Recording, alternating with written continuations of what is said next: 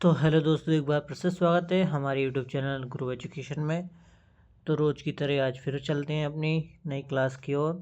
ये क्लास है हमारी, हमने बात कर ली थी मेमोरीज़ के बारे में। प्राथमिक मेमोरी जो कि प्राइमरी मेमोरी होती है उनके बारे में बात कर ली थी। अब बात करते हैं अपने पास सेकेंडरी मेमोरी के बारे में, तो इसके बारे में चर्चा करेंगे आज। तो चलिए चलते हैं। आज का टॉपिक है हमारा सेकेंडरी मेमोरी। ठीक है, सेकेंडरी मेमोरी क्या होती है इसके बारे में अपन आज पढ़ेंगे। तो क्या होती है इनके बारे में देखो क्या है लिखा है। प्राथमिक संग्रहण यानी प्राइमरी मेमोरी महंगा व अस्थायी होने के कारण द्वितीयक मेमोरी संग्रह या डिवाइस का प्रयोग किया जाता है। हमने बात करी थी कि जो प्राथमिक मेमोरी होती हैं वो क्या है ना, महंगी होती हैं और इसमें क्या अस्थायी होती हैं। जो रैम जो होती है ना अपनी, वो अस्थायी होती है, और भी जो मेमोरीज होती हैं अस्थायी होती हैं। लेकिन उनके पूर्ति के लिए, यानी कि अब डाटा तो रखना है उसको स्थायी रूप से, तो उनकी पूर्ति के लिए क्या करते हैं हम, सेकेंडरी मेमोरी यूज करते हैं। ठीक है, तो उन्हीं के बारे में आज चर्चा करेंगे।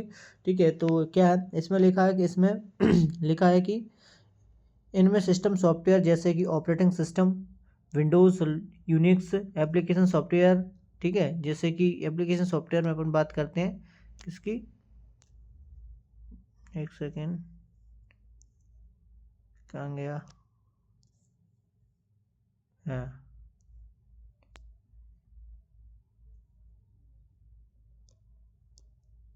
ये, हाँ ठीक है। एप्लीकेशन सॉफ्टवेयर जैसे कि माइक्रोसॉफ्ट ऑफिस, ठीक है, फोरफॉक्स, प्रोफॉक्स, फॉक्स प्रो है भाई, फॉक्स प्रो आसानी से संग्रहित किया जा सकता है। इनके लाभ देखते हैं। अब लाभ क्या है इनके, अधिक संग्रहण क्षमता होती है किसकी, सेकेंडरी मेमोरी की। बहुत अधिक मात्रा में डाटा को, प्रोग्राम या सूचना को संग्रहित किया जाता है। विभिन्न माध्यमों से संग्रहण अलग अलग क्षमता के आधार पर होता है, मतलब अलग अलग तरीके से इसमें कर सकते हैं। कम लागत, कम लागत रैम की अपेक्षा द्वितीयक संग्रहण में, मतलब सेकेंडरी मेमोरी में कम लागत है ना।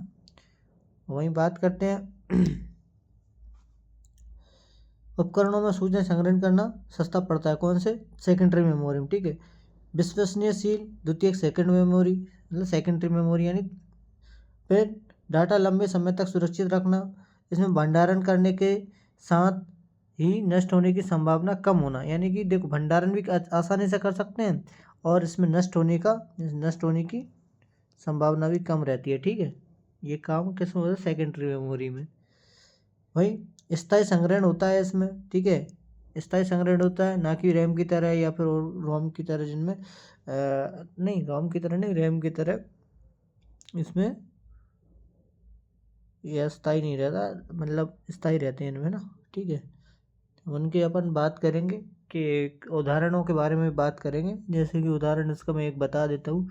अपनी सेकेंडरी मेमोरी में आता है हार्ड डिस्क आ जाती है। ठीक है, इसके बाद में फ्लॉपी आ जाती है, डीवीडी आ जाती है, सीडी आ जाती है, पेन ड्राइव आ जाती है। ये सारी आपके सेकेंडरी मेमोरी में आते हैं। ठीक है, उनके बारे में आज पूरे डिटेल में चर्चा करेंगे ना।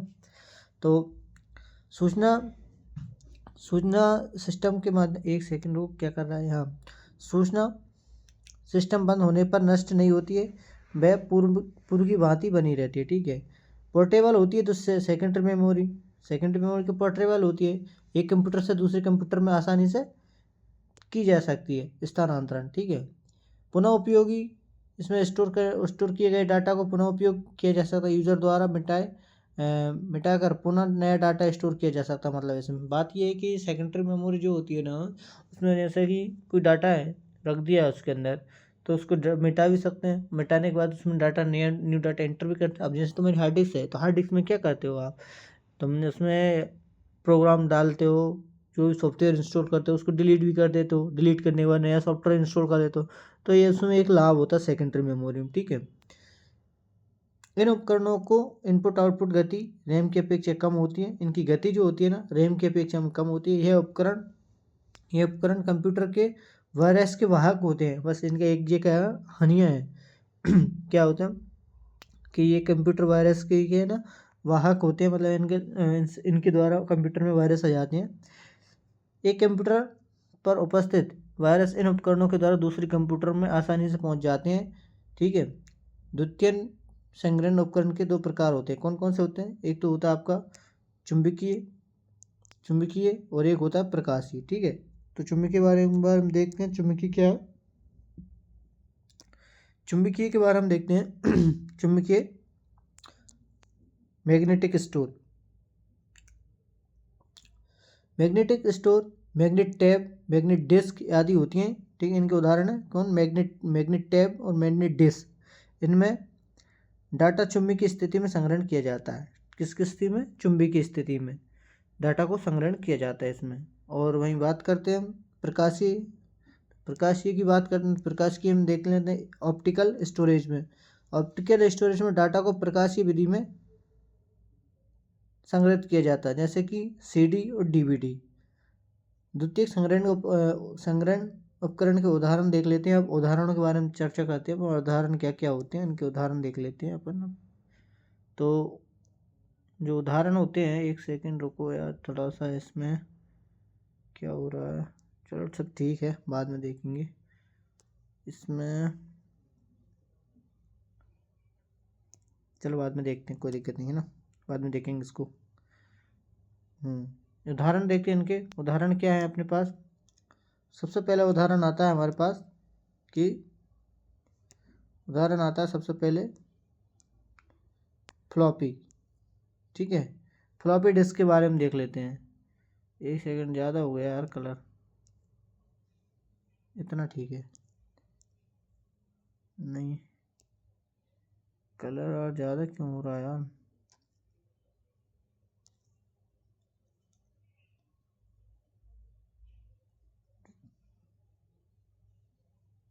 मिट जाता है, रुक जाओ थोड़ा।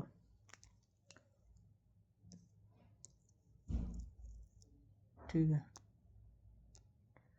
कलर मीडियम में ही रखेंगे। ठीक है, फ्लॉपी डिस्क के बारे में बात करते हैं। ठीक है, फ्लॉपी डिस्क तो यह एक पतली प्लास्टिक की डिस्क होती है जिस पर पतली चुंबकीय पदार्थ की परत चढ़ी रहती है। इस चुंबकीय डिस्क की सूचना को संग्रहित किया जाता है इसमें, है ना। यह सुरक्षा से प्लास्टिक जैक से ढकी रहती है, सुरक्षा के लिए। यह फ्लॉपी ड्राइव में फिट हो रहती है, वह घूम सकती है। डिस्क के किनारे पर रोटर राइट प्रोटेक्टर नोच रहता है। ठीक है, किसमें? फ्लॉपी में। फ्लॉपी के बाद आती है अपने, हाँ, फ्लॉपी के बारे में लिखा है कि फ्लॉपी राइट प्रोटेक्टर नोच होता है इंग्लिश में। ठीक है, इसमें 1.44 MB की फ्लॉपी में जब हम नोच खुलता रहता है तो हम फ्लॉपी के केवल सूचना पढ़ सकते हैं। मतलब बात कर रहे हैं 144 की फ्लॉपी में जब है नोच खुलता रहता है तो हम इसमें केवल सूचनाएं पढ़ सकते हैं, लिख नहीं सकते। ठीक है, इसके बारे में लिखा है। और इसके बारे में क्या लिखा है तो देखते हैं आगे।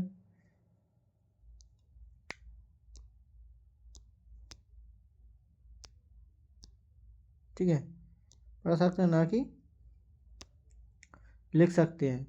इस नोच के बंद होने पर सूचनाओं को पढ़ने व लिखने नोच को बंद होते ही सूचना को पढ़ व लिख सकते हैं। फ्लॉपी ट्रैक में सेक्टर में व्यवहृत होती है।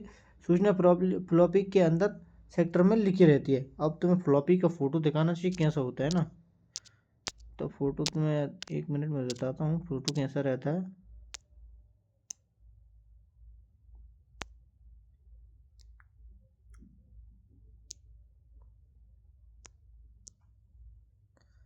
देखो फ्लॉपी अपन देखते हैं कैसी रहती है, आपको भी पता चल जाएगा। यहाँ पे लिख देंगे फ्लॉपी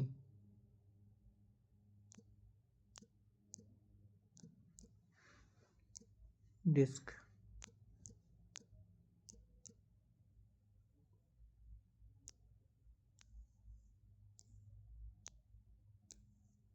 देखो इस प्रकार की एक फ्लॉपी होती है।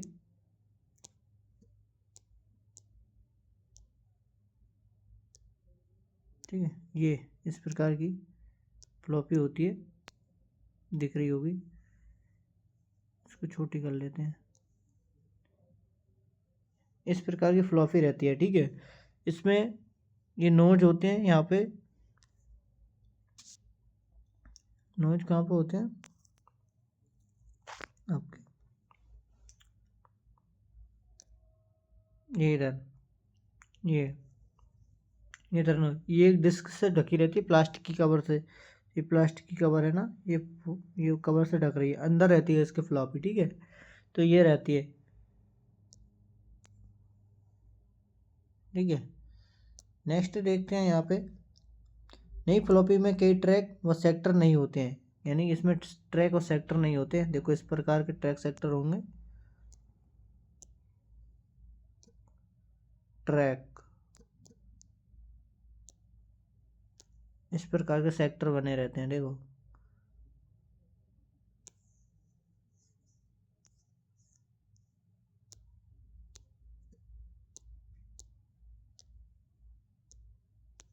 ठीक है, नई फ्लॉपी इस प्रकार की रहती है और इसमें ट्रैक और सेक्टर इस प्रकार के रहेंगे। देखो मैं बताऊं कि इसको कर लेते हैं कॉपी, नहीं इसको कट करते हैं, इसको करते कट और नया ले लेते हैं इधर।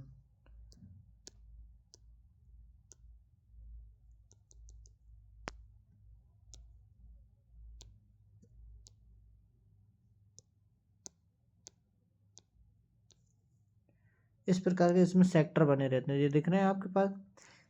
ये भी अंदर का जो दिख रहा है ना रेड रेड कलर का, ये रेड रेड कलर का, ये जो है ना, ये है आपका सेक्टर, और ये आपके ट्रैक छोटे छोटे। ये एक पूरा ये पूरा जो गोल होता है ना, ये पूरा गोल, ये पूरा गोल एक सेक्टर कहलाता है। और इसमें छोटे छोटे छोटे नहीं छोटे, ये पूरा गोल क्या कहलाता है, ट्रैक कहलाता है। और यहाँ पे इस प्रकार के छोटे छोटे इधर, यहाँ यहाँ, देखो मैं बताता हूँ किस प्रकार के रहेंगे। पहले इसको कर लेते हैं साफ। साफ करने के बाद यहाँ पे करते हैं, देखो ये जो रहेगा, ये पूरा, ये पूरा आपका क्या है, सेक्टर है, ठीक है। अब सेक्टर में ये जो बनेंगे ना आपके, ये बन गए आपके क्या, नहीं ये जो पूरा था ना ऊपर वाला, अभी बताया ना, ये आपका ब्लू ब्लू कलर से जो किया है ना, ये आपका ट्रैक है। और ये आपके छोटे छोटे ये बन रहा है ना, ये बन रहा है आपके ट्रैक। इस प्रकार के इसमें ट्रैक बने रहते हैं अंदर तक, ये इस प्रकार से ये बने रहते हैं। इसमें क्या ट्रैक बने रहेंगे इस टाइप से, ये सभी में बने रहेंगे ना। तो अपन क्या कहाँ पे थे, यहाँ पे थे। तो डिस्क में ट्रैक व सेक्टर बने रहते हैं। फ्लॉपी की फॉर्मेटिंग की जाती है, और फ्लॉपी दो प्रकार के होते हैं, सॉफ्ट सेक्टर फ्लॉपी, ठीक है, और hard sector floppy. Soft sector floppy में बार बार फॉर्मेट किया जा सकता है, ठीक है। सॉफ्ट सेक्टर फ्लॉपी को हम बार बार फॉर्मेट कर सकते हैं।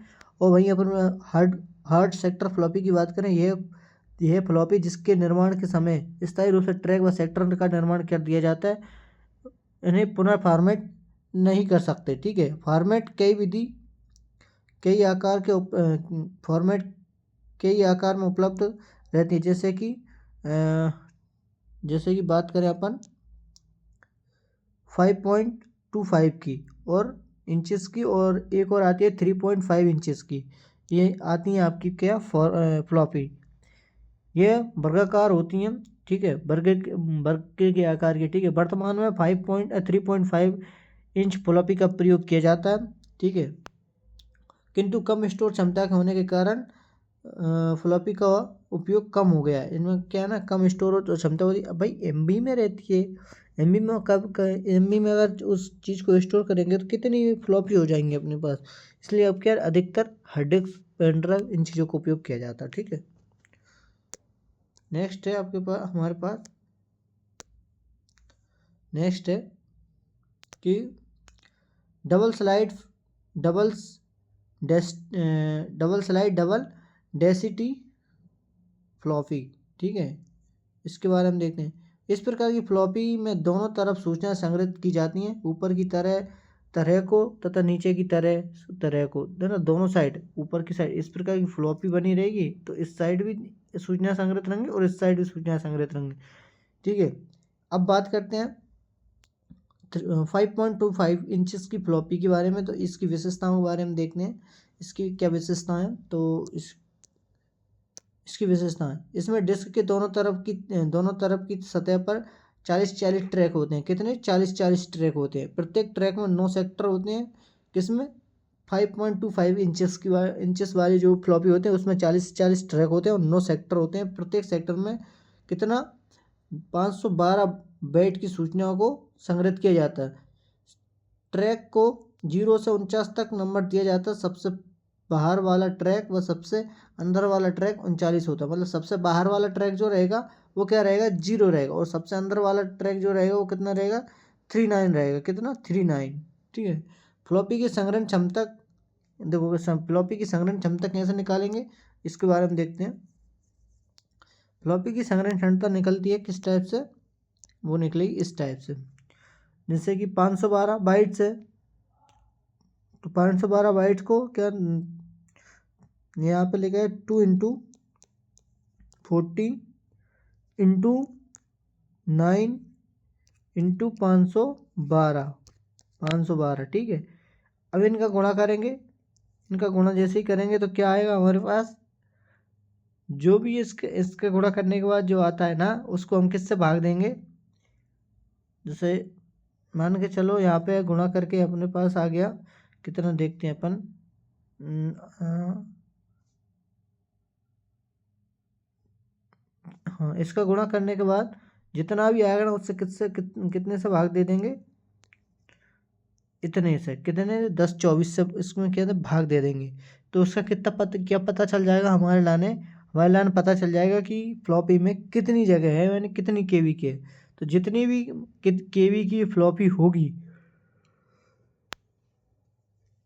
वो इस टाइप से निकाल सकते हैं ना। ये इसका क्या रहता है, सूत्र रहता है 2 इंटू 40, किसमें 5.25 वाली इंचेस वाली फ्लॉपी का रहता है। और वहीं अपन 3.5 की बात करेंगे, वहाँ आ जाएंगे आपके 80 के सेक्टर ट्रैक है ना, और यहाँ पे आते हैं 40 के। ठीक है। तो चलिए चलते हैं आगे, चलते हैं। ये तो आप निकाल ही लोगे, इनमें इंटू करके और 10 से 24 का भाग देना, तो आराम से निकल जाएंगे। ठीक है। आगे है फ्लॉपी की संग्रहण क्षमता, ये निकालने का ये सूत्र है। अब बात करते हैं कि अपन 3.5 इंचेस वाली फ्लॉपी की। ठीक है। इसके बारे में देखते हैं। इसमें डिस्क के दोनों तरफ 80 ट्रैक होते हैं। मैंने बताया अभी 80 ट्रैक होते हैं। ट्रैक के बारे में बात करें तो इस प्रकार का एक फ्लॉपी की डिस्क रहती है। ठीक है। और फ्लॉपी डिस्क के अंदर सेक्टर बने रहते हैं। सेक्टर इस टाइप के रहेंगे, ये ट्रैक हो गए आपके, ये इसमें ये बने रहेंगे क्या, सेक्टर। तो प्रत्येक ट्रैक में 18 सेक्टर होते हैं। ठीक है। इसमें पूरे 18 रहेंगे, और प्रत्येक सेक्टर में 12 बाइट्स की सूचनाएं संग्रहित की जाती हैं। फ्लॉपी संग्रहण क्षमता का सेम फॉर्मूला रहेगा, सेम टू सेम फॉर्मूला रहेगा। ओनली सिर्फ वहाँ पर ने बात करी थी कि 2 इंटू 40 रखी थी, लेकिन यहाँ 2 इंटू 40 ना रख के यहाँ पे क्या रखेंगे अपन, 2 इंटू 80, बस इतना रखेंगे। और इसमें इसी टाइप से 512, और 512 करने के बाद इसमें कितने से भाग दे देंगे अपन, इसमें भाग दे देंगे 1024 से, 1024 से भाग देंगे तो उसमें क्या इसकी निकल आएगी क्या क्षमता, कि कितनी इसमें स्टोरेज क्षमता है। अब बात करते हैं इसके लाभ। इसका प्रयोग आसान होता है, मतलब 3.5 की जो फ्लॉपी होती है इसका प्रयोग करना आसान होता है। इसे एक स्थान से दूसरे स्थान तक ले जाया जा सकता है। इसकी सहायता से सूचना व कंप्यूटर से एक कंप्यूटर से दूसरे कंप्यूटर में कॉपी की जा सकती है। ठीक है। किसकी, फ्लॉपी की सहायता से। अब जब कुछ में है इसके लाभ है तो कुछ इसकी हानियाँ भी होंगी, तो वो भी देखें। इसकी कीमत कम होती है, ये तो लाभ है। इसकी संग्रहण क्षमता कम होती है, ये इसकी हानि है। ये बार बार प्रयोग में लाने से जल्दी खराब हो जाती है। ठीक है। तो ये इसकी कुछ हानियाँ थी। अब बात करते हैं आपकी हार्ड डिस्क। ये जो है अब ये सिस्टमों में डली जो आती है ना उसको हम हार्ड डिस्क बोलते हैं। अभी तो लेटेस्ट सिस्टमों में जो है ना SSD आने लगी, लेकिन पहले क्या थी, हार्ड डिस्क आती थी, है ना। तो उसी के देखते हैं, उसी के बारे में। इसका उपयोग किसका, हार्ड डिस्क का। इसका उपयोग अधिक मात्रा की सूचना को संग्रहित करने में किया जाता है। यह कंप्यूटर की स्थायी मेमोरी होती है। हार्ड डिस्क में स्तंभ होते हैं जिसमें बहुत संख्या में धातु की डिस्क या छत लगी रहती है, छड़ लगी रहती है। इसमें प्लेट कहा जाता है। अपन एक हार्ड डिस्क देखेंगे तो उसमें प्लेटें लगी रहती हैं कि इस टाइप की लगी रही, स्टील जैसी दिखती है। मैंने खोल के देखा था एक हार्ड डिस्क को, तो उसके अंदर जो प्लेटें लग रही थी ना, जैसे मान 1 TB की अगर तुम खोल के देखोगे, वो मैं अगर दिखेगा इस क्लास में भी कभी दिखा दूंगा किस टाइप से रहती है। जो 1 TB की जो आपकी हार्ड डिस्क रहती है ना, 1 TB की हार्ड डिस्क में 2 प्लेटें लगी रहती हैं ऊपर नीचे, ठीक है। दोनों प्लेटों के ऊपर एक राइटर लगा रहता है। वो मैंने सारी चीज़ खोल खोल के देख ली है। तो वो चीज़ें अगर कभी टाइम मिलेगा और उसमें ऐसा कि क्लास में अगर ज़रूरत हुई और हमारे पास हार्ड डिस्क आ गई जैसे ख़राब वाली या फिर ऐसी खोलने के लिए जिसमें अपन डेटा को रिकवर कर रहे हों, तो उसके लिए अपन एक खोल के भी बता देंगे, मैं कहेंगे रोज़ वीडियो में। तो अभी तो नहीं, अभी तो चलते हैं, अभी तो अपन पढ़ाई करते हैं, फिर कभी देखेंगे इसके बारे में। लेकिन मैंने देखा है तो मैंने आपको बता दिया उस टाइप का जो मेरे को जानकारी है उसके बारे में, कि प्लेटें लगी रहती हैं। वो बिल्कुल स्टील टाइप की रहती है ना, रहती नहीं है स्टील की रहती नहीं है, मतलब स्टील जैसी दिखती हैं वो, है ना। प्रत्येक प्लेटर चुंबकीय पदार्थ की परत से ढकी रहती है, ठीक है। प्रत्येक प्लेटर का अलग अलग रीड राइट हेड होता है, ठीक है। ये वही रीड राइट हेड होता है जिस पे वो घूमती है, डिस्क घूमे ना तो उसको रीड करता है ये, ठीक है। उपरोक्त तो संपूर्ण इकाई एक चैम्बर से सील होती है जिससे वह धूल से सुरक्षित रहे। वो हार्ड डिस्क जो ऊपर से कवर लगा रहता है ना, स्टील का ही कवर रहता है, फिर वो है ना, उससे ये ढकी रहती है। हार्ड डिस्क पर सूचनाओं को संग्रहण करने के लिए सिलेंडर विधि का उपयोग किया जाता है। इसमें रीड राइट की भुजाओं पर एक और बाहर और एक अंदर घूमती रहती है, ठीक है। यदि चार प्लेट हमें और प्रत्येक प्लेट में 10 ट्रैक हों तो प्रत्येक एक सिलेंडर को बना लेता है। अर्थात इस उदाहरण से हम सिर्फ 10 सिलेंडर बन जाएंगे, है ना, ठीक है। अब इसके कुछ लाभ भी हैं, ठीक है। लाभ क्या है? इसका आकार छोटा होता है, इसमें अधिक डाटा संग्रहण किया जा सकता है। डाटा संग्रहण करना सस्ता पड़ता है एवं फ्लॉपी से अपेक्षा क्या होता है, सुरक्षित होता है। फ्लॉपी की अपेक्षा ये क्या सुरक्षित होता है, ठीक है। फ्लॉपी की अपेक्षा अधिक क्या होता है, अभिगमन के में तीव्र होता है, ठीक है। ये चीज़ इसकी है। और आगे देखते हैं अपन, आगे अपने पास यदि डिस्क टूट जाए, मतलब ये इसकी कोई सीमा है कि उस सीमा, इसकी जो सीमा है, तो बात करते हैं सीमाओं के बारे में। यदि डिस्क टूट जाए तो सारा डाटा क्या होता है, उसी वक्त नष्ट हो जाएगा, उसी समय नष्ट हो जाएगा। डिस्क टूट गई तो तभी तो अपन हार्ड डिस्क इतनी सुरक्षित तरीके से रख दें कि उसको ख़राब ना हो जाए, ये डस्ट ना आ जाए, मॉइस्चर ना आ जाए, सभी चीज़ों से सुरक्षित रखें। नंबर 2 पे है, ये कंप्यूटर में स्थायी होती है, अतः इसे एक कंप्यूटर से दूसरे कंप्यूटर में ले जाना आसान नहीं होता है। भाई स्थायी होती है, इसे निकाल तो सकते हैं अपन, लेकिन आसानी से नहीं। ये कंप्यूटर के अंदर कैबिनेट में फिक्स होती है, तो ये अपन इसके एक तरह से कह सकते हैं स्थायी मेमोरी होती है, और इसको एक कंप्यूटर दूसरे कंप्यूटर में ले जाया नहीं जा सकता, ठीक है। और ले जाया भी जा सकता है, जैसे निकाल कर दूसरे कंप्यूटर में लगा सकते हैं, लेकिन आसान नहीं रहता है ना।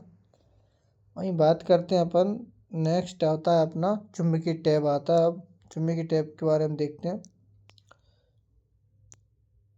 चुंबकीय टैब का उपयोग बड़ी सूचनाओं को संग्रहण करने के लिए किया जाता है, ठीक है। ये क्या रीवेरिएबल होता है, ये रीवेरिएबल होती है, किंतु चुंबकीय टैब पर लिखना व पढ़ना का फ्लॉपी की अपेक्षा धीरे होता है। चुंबकीय टैब 1/4 इंच चौड़ाई की एक प्लास्टिक की पट्टी होती है जिसके एक तरफ चुंबकीय ऑक्साइड की परत चढ़ी रहती है। चुंबकीय टैब में अंकगणितीय तथा लिखित सूचनाओं का संग्रहण किया जा सकता है। टैब पर समानांतर पट्टियों पर रिकॉर्ड रिकॉर्ड किया जाता है जब चुंबकीय टैप रीड हेड से गुजरता है। जब चुंबकीय टैप रीड हेड से गुजरता है तो ये रीड गैप के अंदर चुंबकीय क्षेत्र उत्पन्न करता है। यह चुंबकीय क्षेत्र विभव को धनात्मक तथा ऋणात्मक दिशा प्रदान करता है, कंप्यूटर में भेजता है। यह बाइनरी सूचनाओं को धनात्मक तथा ऋणात्मक विभव के रूप में प्राप्त की जाती है। चुंबकीय टैप दिखा देते हैं तो हमें चुंबकीय टैप कैसा होता है।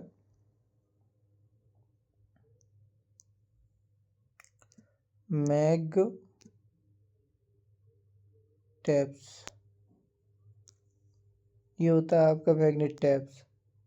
ठीक है, इस प्रकार का मैग्नेट टैप होता है। ये दिख रहा होगा, पहले जो कैसेट आती थी ना वो रहता है इस पर। ये क्या है, किसकी परत चढ़ रही है यहाँ पे, तो अभी बताया था मैंने। ये किसकी परत है, सिलिकॉन की नहीं,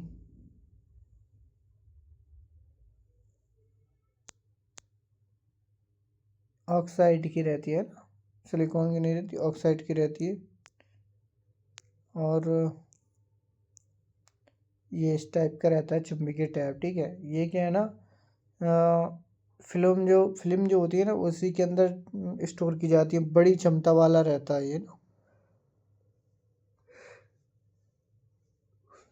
चलो दूसरा देखते हैं, इनके लाभ और हानि देखते हैं। हार्ड डिस्क नहीं बताई तो मैं हार्ड डिस्क किस टाइप की रहती है, हार्ड डिस्क भी देख लो। हार्ड डिस्क, ये है आपकी हार्ड डिस्क, इस प्रकार की रहती है हार्ड डिस्क। ठीक है, ये तुम्हारा देखो पट्टी हुई है, अच्छा दिख गया यार, ये ठीक मिल गया अपन को। देखो मैं तुम्हें दिखा देता हूँ, ये फ़ोटो अच्छा हैगा। ये फ़ोटो इसलिए अच्छा हैगा कि इसमें हार्ड डिस्क को खोल के दिखाया गया है। देखो अब मैं तुम्हें दिखाता हूँ, ये तो रीड हेड राइडर हैगा। ठीक है, ये जो है ना, ये राइडर हैगा, पूरा रीड करता है। ठीक है, ये जो है ना, ये पूरा ये लगा है ना इस पर डिस्क पे। मैंने बोला था ना स्टील के समान रहती है, स्टील जैसी देखती है। स्टील की होती नहीं है ये चुंबकीय टाइप की होती है, लेकिन ये दिखती है ऐसी है ना। ये इसमें अगर दो लग रही हैं, दो, ये डिस्क है ना, अगर ये दो हो ना तो ये 1 TB की हो जाती है। सिंगल है ना तो वो कितने की हुई, 500 GB की, 500 GB की हो जाएगी ना ये डिस्क है। और ये इसका हेड रहता है ये। ठीक है, और ये पूरी डिस्क जो है ना कवर रहती है किससे, मजबूत कवर से, स्टील के कवर से। ठीक है, तो इसमें कुछ डस्ट वगैरह ना जाए, ये चीज़ें बहुत ध्यान से रखनी पड़ती हैं। इनको खोला जाता है इधर से, यहाँ से ये खुल जाती हैं, यहाँ से खोलने के भी यहाँ से खुल जाएगी, यहाँ से खुल जाएगी ये। ठीक है, एलन की से खुलती है ये सारी चीज़ें, एलन की लगती हैं इनमें। तो अपन कहाँ पे थे, पहले वहाँ पे आ जाते हैं। ये तो अपन मैंने बता दिया, और फ्लॉपी भी बता दी, और मैग्नेट टैप भी दिखा था। हार्ड डिस्क की अंदर वाली पोजीशन भी आपको दिखा दी किस टाइप की रहती है। ठीक है, अब लाभ देख लेते हैं किसके, चुंबकीय टैप। ये बहुत अधिक सूचनाओं को संग्रहित करने के लिए किया जाता है। ये बहुत अधिक सूचनाओं को संग्रहित करने के लिए किया जाता है। आजकल टैप की संग्रहण क्षमता 2 GB से 4 GB हो गई। कितनी, 2 GB, 2 GB से कितनी, 4 GB, 4 GB। ठीक है, नेक्स्ट देखते हैं। टैब सस्ते होते हैं, ये सस्ते होते हैं। ठीक है, इन्हें एक स्थान से दूसरे स्थान तक आसानी से ले जाया जा सकता है। ठीक है, इसके बाद मानवीय सूचनाओं को संग्रहित किया जा सकता है। आपको इसकी कुछ सीमाएं भी हैं, तो सीमाएं क्या क्या हैं ये देख लेते हैं।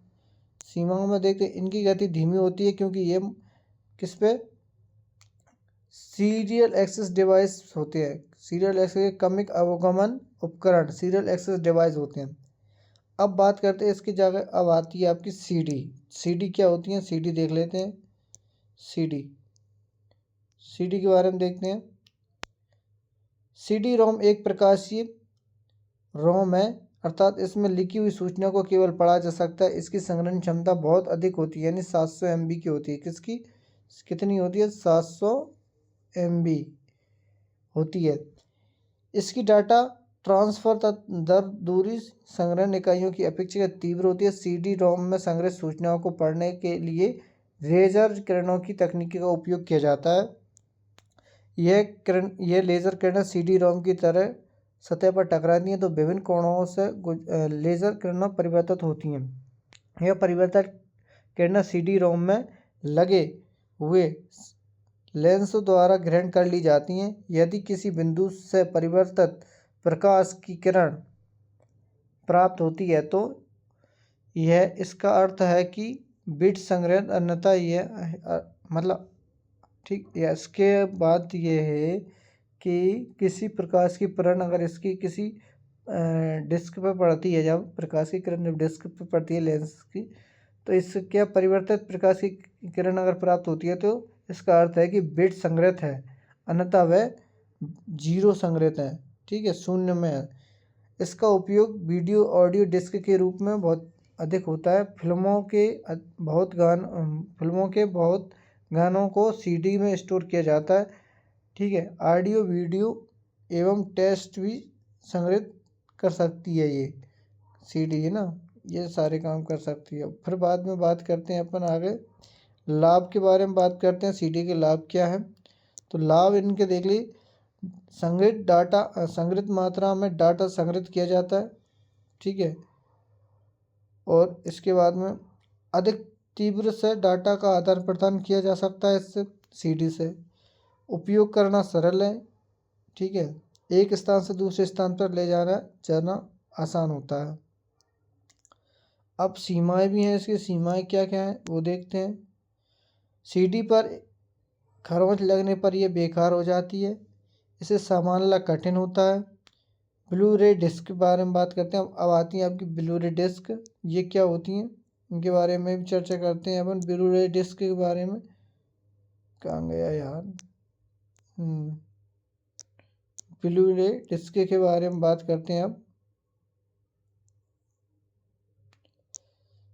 यह एक ऑप्टिकल डिस्क होती है जो कि उच्च घनत्व के डाटा भंडारण के लिए बनाई जाती है। यह एक प्लास्टिक की बनी 220 mm 220 नहीं 120 mm व्यास एवं 1.2 mm मोटी डिस्क होती है। इसकी एक परत में 25 GB डाटा संग्रहण किया जा सकता है। कितना? 25 GB डाटा संग्रहण किया जा सकता है। डिस्क को पढ़ने के लिए ब्लू रेस का उपयोग किया जाता है, इसलिए इसे ब्लू रे डिस्क कहा जाता है। सिंगल लेयर ब्लू रे डिस्क की क्षमता 25 GB तथा डबल लेयर ब्लू रे डिस्क की क्षमता कितनी होती? 50 GB होती है। अब दूसरी ऑप्टिकल डिवाइस की बात करते हैं। स्टोरेज क्षमता वाली आती है आपकी pen drive, USB pen drive. USB pen drive से तात्पर्य यूनिवर्सल सीरियल बेस। यह एक सीरियल बेस स्टैंडर्ड है जो कि किसी कंप्यूटर डिवाइस को सीधे कंप्यूटर से जोड़ने से के काम आता है। USB से पेन ड्राइव एक ऐसा ही डिवाइस है, एक कंप्यूटर ऐसा एक डिवाइस है USB के जरिए कंप्यूटर से जोड़ा जाता है। ये एक छोटा हार्ड डिस्क की तरह होता है जो डेटा को स्टोर करने, रीड करने तथा हटाने का काम आता है। USB पेन ड्राइव का लाभ यह होता है कि यह डिवाइस बहुत छोटे व हल्के होते हैं और इसे कहीं भी आसानी से ले जाया जा सकता है। अब आती हैं आपकी मेमोरी की इकाइयाँ, इनके बारे में देख लेते हैं। मेमोरी की इकाइयाँ क्या क्या है? मेमोरी की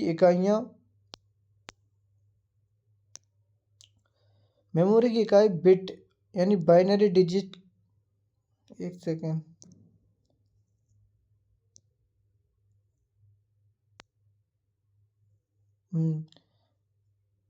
नंबर 1 पे आता है बिट। यह बाइनरी डिजिट होती है। ये 0 से 1 के रूप में होती है, अर्थात ऑन स्टेट में 0 का अर्थ है ऑफ स्टेट में होता है। ठीक है, और बाइट्स 8 बिट का एक 8 बाइट्स का एक कैरेक्टर समूह, एक कैरेक्टर होता है। एक बाइट को व्यक्त करने के लिए बाइट की मेमोरी की सबसे छोटी असेंबल इकाई होती है बाइट। ठीक है। वर्ड बाइट का समूह कंप्यूटर द्वारा पढ़ा जाता है, वर्ड कहलाता है। 16 8 16 32 64 शायद हो सकता है किसका, बाइट का। ठीक है। डाटा का निर्देशन, डाटा या निर्देश को व्यक्त करना। ठीक है। अब आता है आपका मेमोरी की मात्रा कैसे नापी जाती है। तो यहाँ पर लिखा 1 बिट बराबर 4 बाइट्स, 4 बाइट्स बराबर 1 निब्बल। ठीक है। 1 निब्बल बराबर 8 बाइट्स और 1024 बाइट्स बराबर होता है आपका 1 किलो बाइट यानी 1 KB। और 1024 किलो बाइट बराबर होता है 1 MB और 1024 MB बराबर होता है 1 GB, 1 गीगाबाइट। ठीक है। और 10 गीगाबाइट बराबर 1 टेराबाइट यानी TB होता है। आगे देखते हैं कैरेक्टर, नंबर 4 पर कैरेक्टर कीबोर्ड से टाइप किए गए अक्षर, अंक व निर्देश को कैरेक्टर कहते हैं। जैसे अपन बात करते प्लस आदि हो सकते हैं। फील्ड, रिकॉर्ड का विभाग जो निश्चित व अनिश्चित अंक पर अक्षरित या दूसरी कैरेक्टर रखता है, फील्ड कहलाता है। यह किसी फाइल की सबसे असेंबल इकाई होती है। अब आता है रिकॉर्ड संबंधी तथ्यों का वह समूह जिससे विभिन्न डाटा संग्रहण को रिकॉर्ड कहलाता है, संग्रहित होता है, वो रिकॉर्ड कहलाता है। डाटा के अंतर्गत यह संबंधित फील्ड का समूह होता है। ठीक है। जो एक एंट्री को पूर्ण करता है।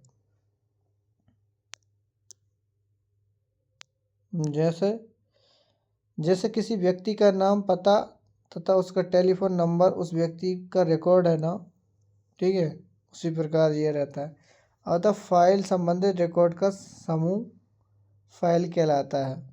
ठीक है। इसके बारे में ये अलग अलग प्रकार की हो सकती हैं, जैसे कि फाइल को संग्रहण करें तथा डाटा फाइल कहलाती है। और जो प्रोग्राम संग्रहण करे वो प्रोग्राम फाइल कहलाती। डाटा संग्रहण करें तो क्या कहलाई, डाटा संग्रहण फाइल कहलाई। और प्रोग्राम को संग्रहण करेगी, प्रोग्राम संग्रहण फाइल कहलाई। जिससे और टेक्स्ट को अगर संग्रहण करें तो टेक्स्ट फाइल कहलाएगी। ठीक है। Format, first and maintenance. ठीक है। First and maintenance, personal computer एक इलेक्ट्रॉनिक मशीन है जो विभिन्न कंपोनेंट से मिलकर बनी है। पर्सनल कंप्यूटर एक इलेक्ट्रॉनिक मशीन है जो कि विभिन्न कंपोनेंट से मिलकर बनी है। प्रत्येक कंपोनेंट का अपना एक निर्धारित कार्य होता है। इन कंपोनेंट के रखरखाव और खराब होने पर कार्य क्षमता बढ़ाने के लिए इन्हें निकाल कर बदला जाता है। एवं एक PC में एक मूल्य निश्चित कंपोनेंट होते हैं। कौन से कंपोनेंट होते हैं उनके बारे में बात करते हैं। देखो बात चले किसके बारे में, कंप्यूटर में कौन से कंपोनेंट होते हैं और अगर वो ख़राब हो जाए तो क्या क्या परेशानियाँ कंप्यूटर में आती है। तो नंबर 1 पे आता है आपका क्या, पहला कंपोनेंट होता है केस। जानते हैं किसे बोलते हैं? अरे देखा था केस तो देखा है पर पता नहीं है ऐसा बात।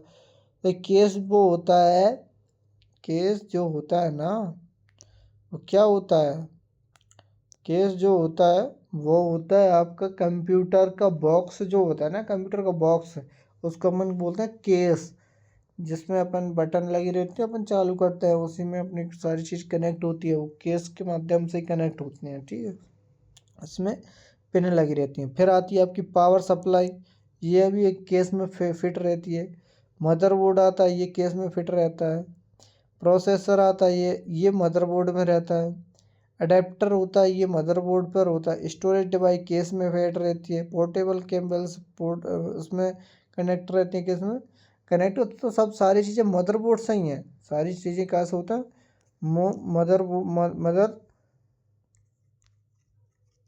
मदरबोर्ड से ही कनेक्ट होती हैं सारी चीज़ें। लेकिन केस के माध्यम से, केस में सारी चीज़ें फिल करते हैं अपन। और फिल करने के बाद ज़रा रुकिए,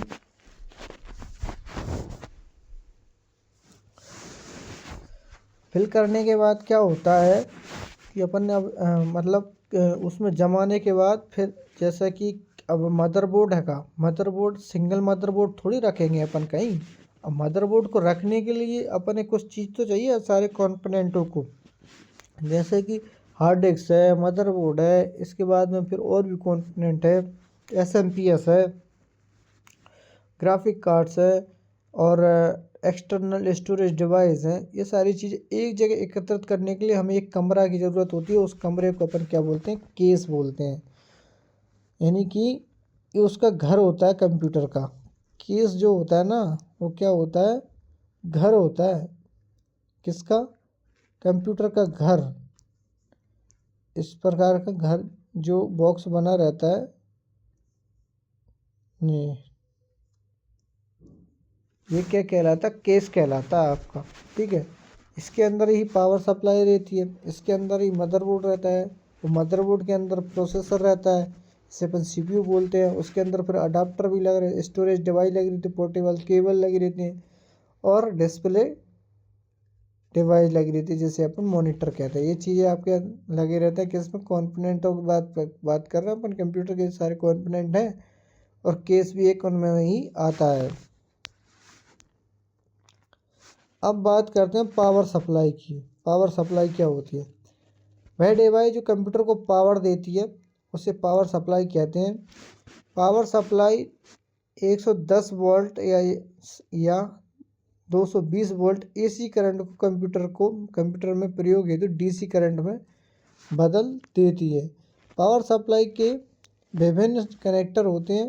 पावर सप्लाई में 4 प्रकार के कनेक्टर होते हैं जो निम्न हैं। कौन कौन से हैं उनके बारे में देखते हैं। हाँ,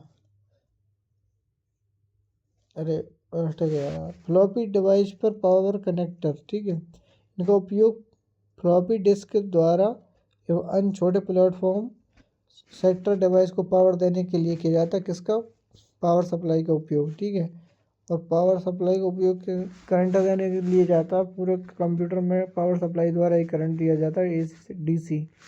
यह दूसरे पावर कनेक्टरों की तुलना में तथा छोटे व चपटे होते हैं। इनमें इन्हें क्या कहा जाता है, मिनी मेलेक्स कहा जाता है। इसमें 4 तार होते हैं जो विभिन्न प्रकार के वोल्टेज 5 वोल्टेज DC लाल तार में रहता है और 12 वोल्टेज पीला तार में रहता है। ठीक है, यह 2 काले ग्राउंड तार होते हैं। स्टैंडर्ड पेरिफेरल पावर कनेक्टर के बारे में बात करते हैं तो ये क्या होता है, इनका उपयोग विभिन्न डिस्क के डिवाइस को पावर देने के लिए किया जाता है। इस तरह के कनेक्टर को हम मोलेक्स कहते हैं। ये फ्लॉपी ड्राइव कनेक्टर से बड़ा होता है। इस कनेक्टर में भी यही कलर स्कीम का उपयोग किया जाता है जो कि फ्लॉपी डिस्क पर कनेक्टर होते हैं। ठीक है, और वो चलते हैं आगे। मदरबोर्ड के बारे में देख लें। मदरबोर्ड क्या होता है। मदरबोर्ड को कंप्यूटर की रीढ़ की हड्डी कहा जाता है। यह कंप्यूटर का मुख्य भाग होता है क्योंकि PC के सभी अन्य भाग को अलग एक साथ जोड़ता है। यह CPU, expression slot, video composition, RAM आदि मदरबोर्ड के प्रकार हैं। मदरबोर्ड के प्रकार 2 प्रकार के होते हैं। कौन कौन से प्रकार होते हैं मदरबोर्ड, एक तो होता है इंटेल का और एक होता है आपका किसका, नॉन इंटेल का। तो भाई बात करते हैं मदरबोर्ड मुख्यतः 2 प्रकार के होते हैं, integrated, non integrated. Integrated motherboard या सिस्टम मदरबोर्ड इस प्रकार के आधार इस बोर्ड के अधिकतर भाग मदरबोर्ड में ही समाहित रहते हैं। ठीक है, और इन्हें अलग से लगाया भी नहीं जाता, इनके अलग से लगाने की कोई आवश्यकता नहीं होती है। इसकी हानि यह है कि यदि कोई भाग खराब हो जाए तो इस भाग को बदलने के स्थान पर पूरा मदरबोर्ड बदला जाएगा। ठीक है, नॉन इंटीग्रेटेड की बात कर रहे हैं अपन। दूसरा आता है नॉन इंटीग्रेटेड सिस्टम मदरबोर्ड। वह मदरबोर्ड है जिसमें हर विशेष असेंबली तथा वीडियो परिचय, डिस्क कंट्रोल आदि का एक्सपेरिमेंटेशन कार्ड के रूप में लगाया जाता है। ये इसे पहचानना आसान क्योंकि इसके हर एक्सपेंशन स्लॉट में कोई अंतर नहीं आवश्यक है, नहीं उपयोगी है, मतलब होता ही नहीं है इसमें ना। प्रोसेसर को मदरबोर्ड पर आसानी चाहना ठीक है आसानी पहचानना जा सकता है कि एक बड़ी कर्मचारी चिप होती है जिस पर हीट सिंक तथा फैन लगा होता है जो कार्य के दौरान सीपीयू के समान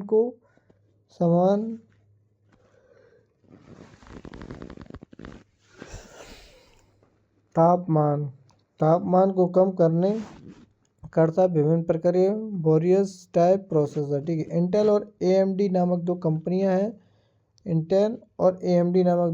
हैं जो प्रोसेसर बनने एवं बेचने से अग्रणी दोनों कंपनी के प्रत्येक टेक्नोलॉजी के मामले में एक दूसरे से बराबर ही, लेकिन कभी कभी इंटेल की अपनी नवीनतम रेंज एएमडी की अपेक्षा अधिक महत्वपूर्ण या अधिक विश्वसनीय है। ठीक है, अब बात करते हैं इंटेल के विभिन्न प्रकार। Intel pentium dual core processor, Intel pentium processor tool. ये इंटेल एक मिनट देखते हैं, कुछ हो गया यार।